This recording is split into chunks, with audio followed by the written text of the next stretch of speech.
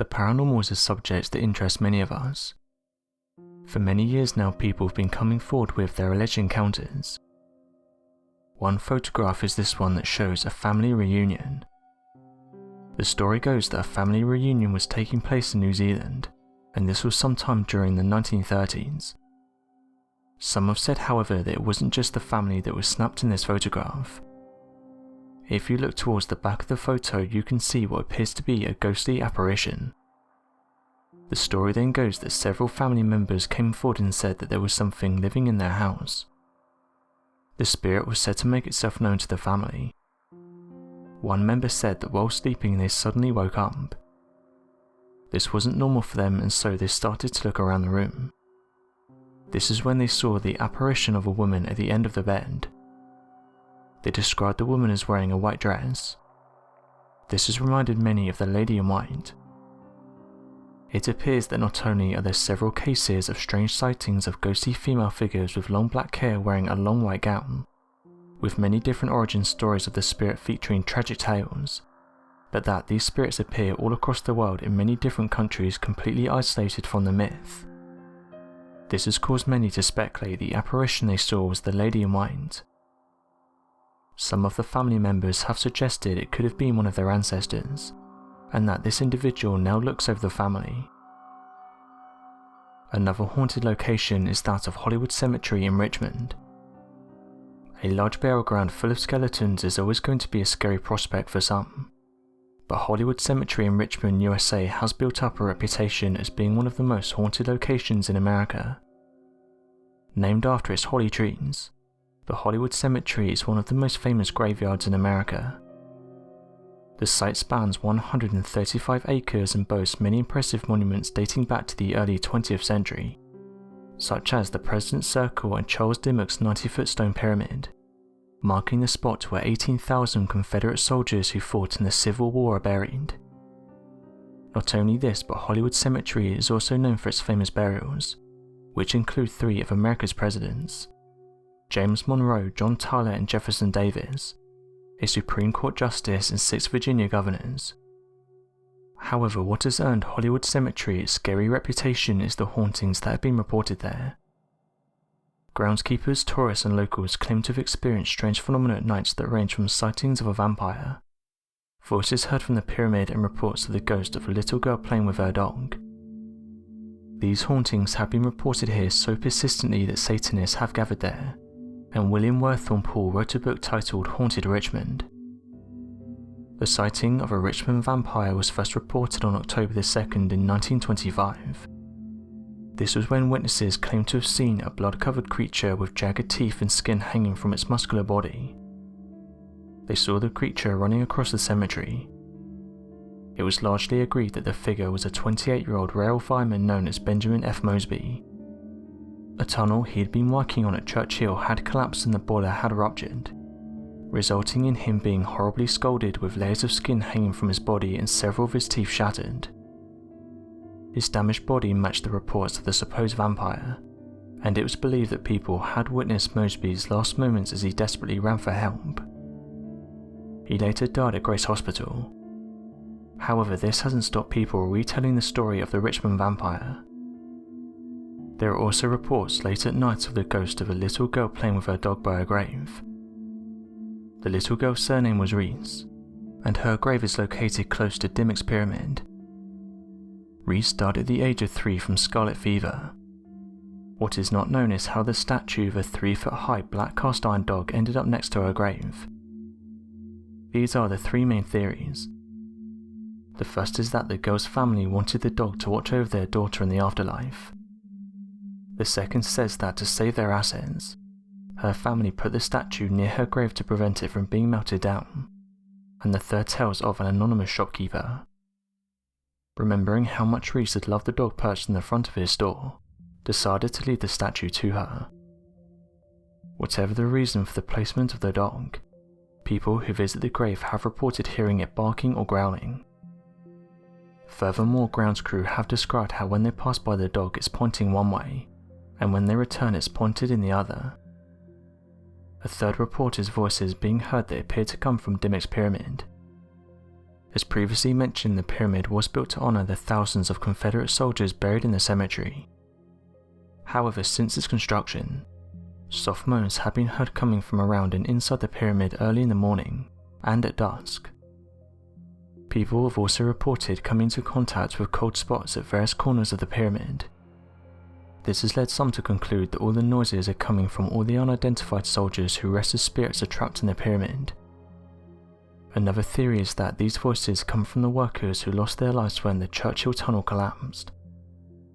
While record keeping on the crew wasn't detailed, at least 1 or 2 of the 200 or so labourers inside were buried alive. Attempts to recover the bodies were quickly abandoned and they remained buried inside the tunnel. Another mysterious location is that of Squires Castle. Squire Castle is known to be one of Cleveland's most picturesque locations. Sitting grandly in Wheelbarrow Hills, the views from the castle are beautiful. Its front yard is a huge grassy field and its backyard is a mountainous incline. But it's not just the brilliant views that draws the thousands of visitors each year. It's also the reports that Squires Castle is haunted. Interestingly, Squires Castle was never meant to be a castle. The wealthy and recluse Fergus B. Squire was vice president and general manager of the Standard Oil Company. He decided to build a 525-acre residential compound called the River Farm Estate, and it was to be accompanied by himself and his wife Rebecca. Squires Castle was actually intended to be the residence of a gatekeeper of the River Farm Estate, which was never built. It's believed Squire gave up on the construction project because his wife Rebecca hated the idea of living in the country. Squire sold the property to a private developer and relocated to Wycliffe, where he built the massive estate of Cobblestone Garth. Before moving, Squire and his family used the castle as a weekend retreat. Though only intended for a gatekeeper, the place still boasted several bedrooms, living areas, a large kitchen and a library. It was at this location in 1920 that some believe Squire's wife lost her life. The story goes that Rebecca woke one night during a storm and went downstairs to investigate. The lightning from the storm illuminated the stuffed heads of animals in the library, which shocked her so much she fell down the stairs and broke her neck. Many have dismissed this as completely fictitious, and point toward Mrs. Squire's death certificate, which shows she died of a stroke 5 years after the castle property was sold. But there are reports of red lights at night within the castle grounds, which some believe is Rebecca's ghost holding onto a red lantern as she roams around the halls and rooms of the castle she so hated. The last place is that of Leap Castle. Long regarded as one of Ireland's most haunted destinations, Leap Castle has been featured on a number of ghost hunting and paranormal shows. The property is located in Coldberry and blasts a historical bloodshed, as families have been divided fighting over the true ownership of the castle. The castle was first constructed by the O'Bannon clan in the 12th century.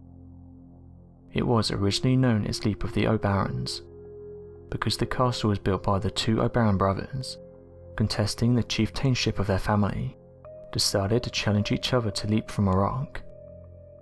The agreement was that the sole survivor would not only govern the family, but also be responsible for the castle's construction. As can be seen, the castle was built on a foundation of bloodshed. The O'Bannons did not manage to rule Leap Castle for long. As a family, they were subservient to the O'Carroll clan, who soon seized the property. The O'Carroll clan had a reputation of being ruthless and fueled by greed and power, so when the chief of the family died without specifically naming which one of his sons wanted to be his successor, Leap Castle was once again the site of a brotherly feud. The story goes that his brother killed Thaddeus while he was in the middle of saying a mass in the castle's chapel. The chapel became known as the Bloody Chapel, and it's said that you can still see Thaddeus' spirit roaming around it late at night. Under the O'Carrolls, Leap Castle reportedly became home to many massacres. During renovations of the castle in the 1990s, a secret dungeon was discovered that contained human skeletons and wooden spikes. It's believed the O'Carrolls would have used the wooden spikes as a method of surprise attack for unsuspecting visitors to the castle. One of their most wicked crimes was towards the McMahon family. The McMahon family were invited to a dinner to celebrate their victory over a rival clan of the O'Carrolls. However, rather than thank the McMahons, the O'Carrolls poisoned them. Alongside Thaddeus' spirit, the McMahon family are also said to haunt the grounds of Leap Castle. The castle again switched ownership in the 1600s, and once again the process involved blood being spilled. It's said that a daughter of the reigning O'Carroll chieftain fell in love with an English prisoner being kept in the castle's dungeon. This prisoner was Captain Darby, and he prepared an escape plan from Leap Castle with the O'Carroll daughter. Their plan was interrupted when they ran into the girl's brother on the stairwell. What ensued was a sword fight between Darby and the O'Carroll brother, and Darby was the victor. What's more, on the death of the O'Carroll brother, Leap Castle passed to the O'Carroll daughter and Darby. The two married and set home in the castle. As a captain of war, Darby had amassed his own treasures and began to hide these objects throughout the castle. Losing his grip on sanity, he forgot where he'd hidden these treasures and searched for them. It's said that today this mad captain's spirit still wanders around Leap Castle, desperately seeking his treasures. Jonathan Charles Darby was a descendant of Captain Darby, and resides in the castle with his wife Mildred Darby. Mildred was a writer who underwent the pseudonym of Andrew Mary, and wrote many Gothic stories. It's believed the inspiration of her scary stories was from her own experience living at Leap Castle. In her personal letters, she writes of explaining a supernatural entity she refers to as Int, the Thing and the Elemental. She writes of feeling a hand on her shoulder and turning around to see a gaunt shadow and inhuman being. This being smelt like a decomposing corpse and immediately caused a deadly nausea to Mildred. Alongside it, there have been many sightings of a red lady walking the horse holding a dagger. The story behind her dates back to when the O'Carrolls held Leap Castle. She was thought to have been a prisoner who was used by the O'Carrolls. When she became pregnant and gave birth to a baby, her child was murdered with a dagger. Unable to cope with the loss of her child, the lady immediately grabbed the dagger and took her life. Her spirit now roams Leap Castle looking for the men who killed her child. The current residents of Leap Castle are Sean Ryan and his wife Anne. Sean himself admits to hearing footsteps, doors opening and closing and crowds talking. Strangely though, rather than reacting in fear, he has no issue with living alongside these spirits, who he believes have just as much of a right to be there as he does. That doesn't stop a lot of locals still refusing to walk past the castle at night. So what do you make of these mysterious locations? Be sure to let us know your thoughts in the comment section below, and help us by growing this community while working to solve these unexplained mysteries. Thank you for watching, and don't forget to subscribe for more videos.